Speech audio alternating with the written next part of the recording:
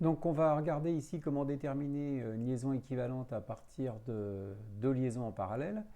Donc j'ai pris un exemple simple ici avec une liaison pivot glissant en parallèle avec une liaison ponctuelle entre donc un solide 1 et un bâti 0. Donc j'ai retranscrit ça ici sur le graphe des liaisons. Entre le solide 1 et le bâti 0, on a donc deux liaisons en parallèle, le pivot glissant d'axe à X et une liaison ponctuelle en B. Je rappelle ici le torseur cinématique du pivot glissant. Donc le pivot glissant, on a une vitesse de rotation sur l'axe des X et un déplacement selon X. On a 2 degrés de liberté. Et le torseur cinématique de la liaison ponctuelle, eh bien on a les 3 rotations possibles, les 3 vitesses angulaires possibles, et des déplacements uniquement selon X, ici selon X et selon Z. C'est le déplacement selon Y qui est bloqué. Alors, en cinématique, on montre que le torseur cinématique d'une liaison équivalente à deux liaisons parallèles est égal au torseur cinématique de chacune des liaisons, mais en un même point. Et ici, j'ai choisi le point B.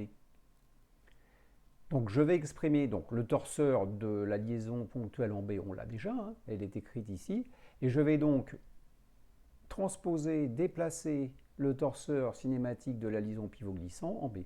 C'est ce que je fais ici sur le moment. Je rappelle que le moment, c'est la vitesse linéaire. J'applique ma formule de changement de point et j'en déduis la vitesse, donc le moment du torseur cinématique du pivot glissant en B, que j'ai ici. Je reporte ça dans l'égalité des torseurs cinématiques que j'ai écrite un peu plus haut. Là, c'était double égalité étoile. Je la réécris ici. Et maintenant, je vais analyser tout ça. Qu'est-ce que cela veut dire?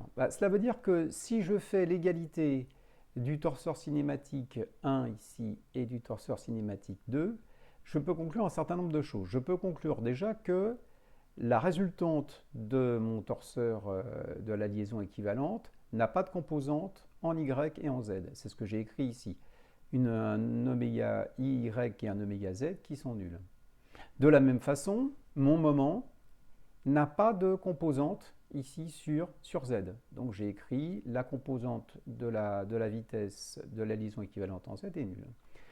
L'égalité 2, 3, c'est-à-dire entre les deux torseurs des liaisons, qu'est-ce que je peux en conclure? Je peux en conclure que ici, la composante en Y, elle est nécessairement nulle parce que ici, vous voyez, je n'ai une composante que sur X et sur Z.